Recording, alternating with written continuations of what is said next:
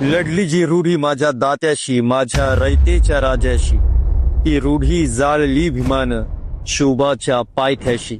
हो, ज्या ग्रंथाने शिवाजी महाराजांना शूद्र म्हटलं, त्याच मातीमध्ये आंबेडकरांनी 25 डिसेंबरला मनुस्मृती जाळली.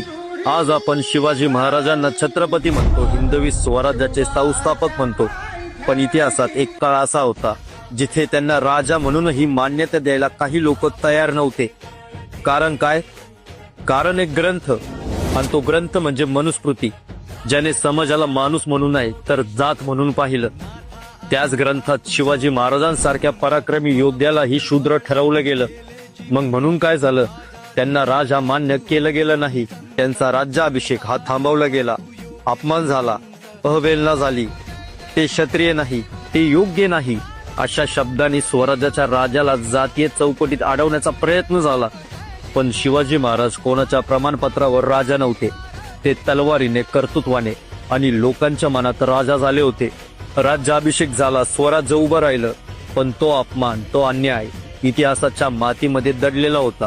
त्यानंतर शतक गेले, पण मनुस्मृतीचा विचार समाजावर अजूनही राज्य करत होता. आणि तेव्हाच इतिहासाने एक नवीन व्यक्ती जन्माला घातली. ते व्यक्ती म्हणजे डॉक्टर बाबासाहेब आंबेडकर, ज्यांनी विचारलं, जर हा ग्रंथ माणसाला माणूस मानत नसेल तर तो ग्रंथ जिवंत राहण्याचा हक्क कस काय ठेवतो? त्यानंतर 25 डिसेंबर 1927 महाड. डॉक्टर बाबासाहेब आंबेडकर हातात मशाल घेऊन उभे राहिले आणि त्यांनी मनुस्मृती ही जाळली. ही आग कागदाची नव्हती, ही आग होती अन्यायाविरुद्ध, अपमानाविरुद्ध, शिवाजी महाराजांसारख्या इतिहासातील प्रत्येक शूद्र ठरवलेल्या माणसासाठी.